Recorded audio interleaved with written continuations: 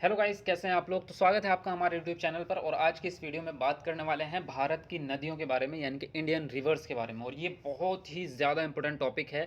आपके सभी एग्जाम्स में ऐसा कोई एग्ज़ाम नहीं होता जिसमें नदियों से प्रश्न ना पूछे गए हों। जीएस में जीके वाला जो पोर्शन होता है आपको, उसमें ये टॉपिक आपका ज़रूर ज़रूर आता है।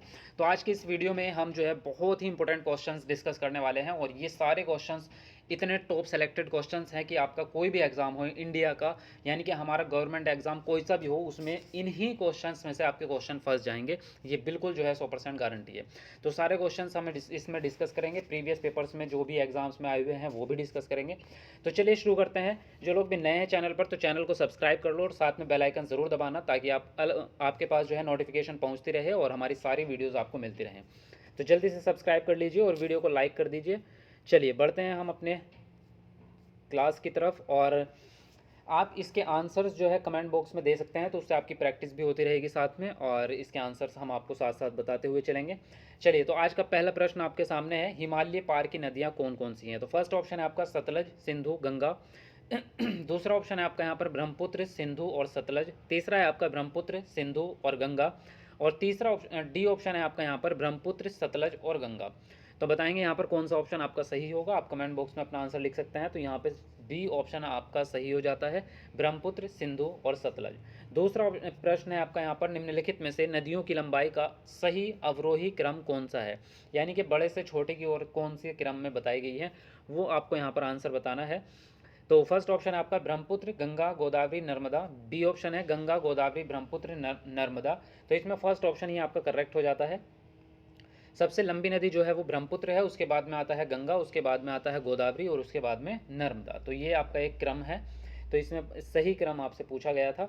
चलिए अगला प्रश्न है, ये आपका देखो यूपी टेट के आया हुआ है, यूपी टेट के एग्ज़ाम में। उसके अलावा आपके यूपी पीएससी, आरआरबी, एसएससी, जितने भी एग्ज़ाम्स के एनडीए वगैरह के जो प्रीवियस पेपर हैं वो भी सारे इसके अंदर आपको देखने को मिलेंगे। तो भारत की वृहत्तम नदी कौन सी है। तो फर्स्ट ऑप्शन है आपका गोदावरी, दूसरा है आपका कृष्णा, तीसरा है आपका महानदी और डी ऑप्शन है आपका गंगा। तो यहाँ पर जो सही ऑप्शन है वो डी ऑप्शन ही आपका हो जाता है, गंगा नदी। गंगा नदी को बांग्लादेश में किस नाम से जाना जाता है। तो फर्स्ट ऑप्शन है आपका पद्मा, दूसरा है जमुना, तीसरा मेघना और डी ऑप्शन है आपका सांगपो। तो बताएंगे यहाँ पर कौन सा ऑप्शन आपका सही होगा। जी हाँ, तो यहाँ पे फर्स्ट ऑप्शन आपका करेक्ट हो जाता है, पद्मा के नाम से जाना जाता है बांग्लादेश में।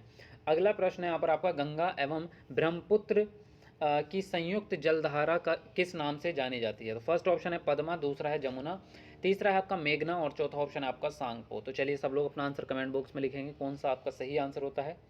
तो इसको जाना जाता है मेघना के नाम से। संयुक्त जलधारा जो गंगा और ब्रह्मपुत्र जब उनका जो है संयुक्त होकर जो उनकी जलधारा बहती है आगे, तो उसको मेघना के नाम से कहते हैं। अगला प्रश्न है यहाँ पर आपका, भारत की सबसे अधिक नौगम्य दो नदियाँ कौन सी है। तो फर्स्ट ऑप्शन है आपका कावेरी और गोदावरी, दूसरा ऑप्शन है गंगा और ब्रह्मपुत्र, तीसरा है गंगा और सिंधु, डी ऑप्शन है आपका ब्रह्मपुत्र और यमुना।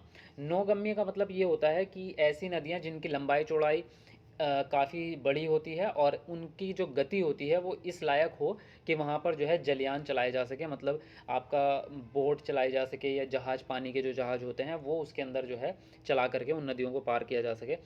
तो ऐसी नदियों को नौगम्य नदियाँ कहा जाता है। तो यहाँ पर जो है गंगा और ब्रह्मपुत्र ही ऐसी नदियाँ हैं। तो यहाँ पे सेकंड ऑप्शन आपका यहाँ पर सही हो जाता है, बी ऑप्शन।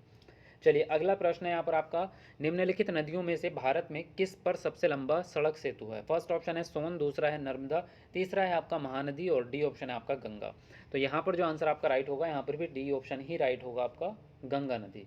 चलिए अगला प्रश्न है यहाँ पर आपका, सुंदरवन का डेल्टा कौन सी नदी बनाती है। फर्स्ट ऑप्शन है गंगा, दूसरा है ब्रह्मपुत्र, तीसरा ऑप्शन है आपका गंगा ब्रह्मपुत्र और डी ऑप्शन है आपका नर्मदा ताप्ती। तो बताएंगे यहाँ पर कौन सा ऑप्शन आपका सही होगा। जी हाँ, तो सी ऑप्शन आपका सही होगा यहाँ पर, गंगा ब्रह्मपुत्र।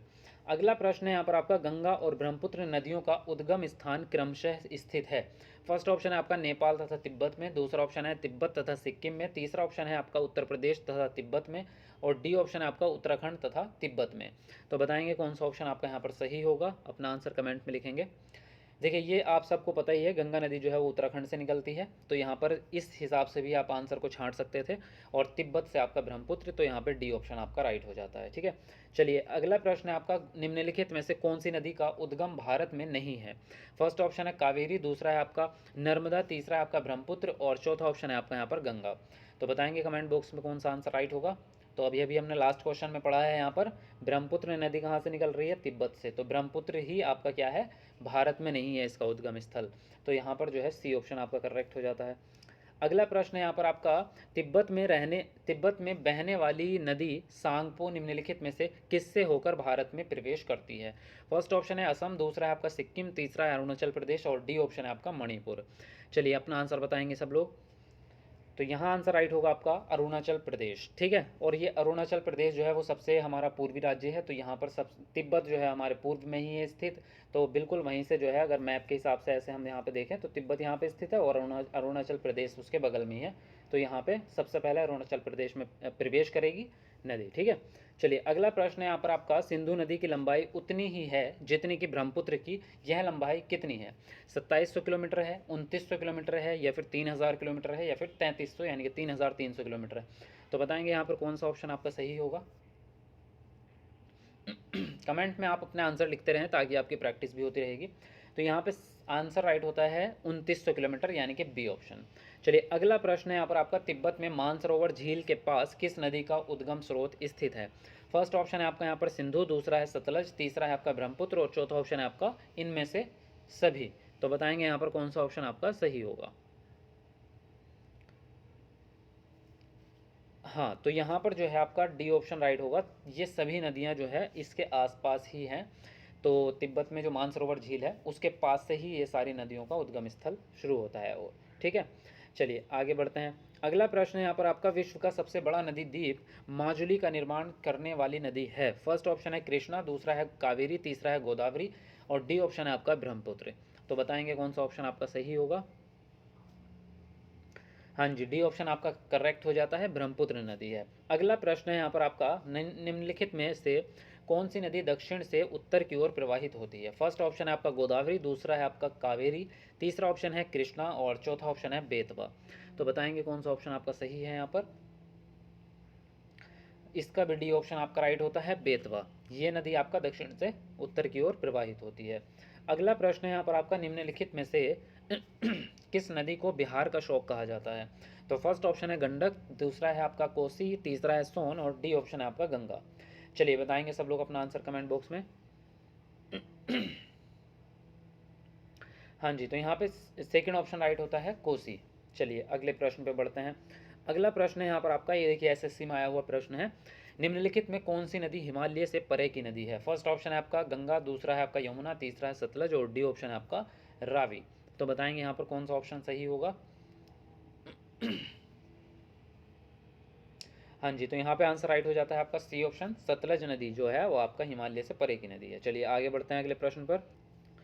तो आपका अगला प्रश्न है यहाँ पर आपका, निम्नलिखित नदियों में से कौन कौन एक विनाशक नदी कहलाती है?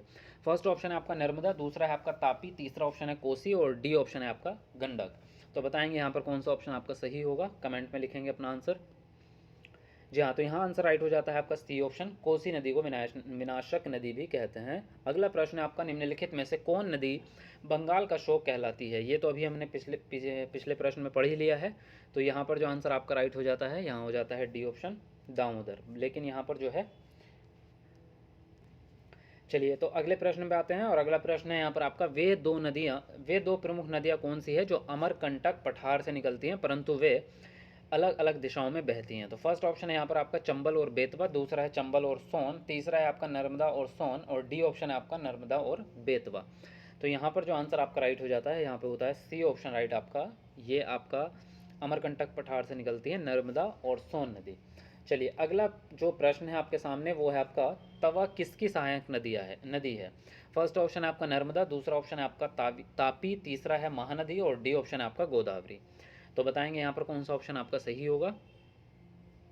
हाँ, तो यहाँ पर आंसर राइट होता है ए ऑप्शन, नर्मदा नदी की सहायक नदी है आपकी तवा। सेकंड अगले प्रश्न पे बढ़ते हैं। अगला प्रश्न है, निम्नलिखित में से कौन सी नदी प्रारंभ में अरुण नदी के नाम से जानी जाती है?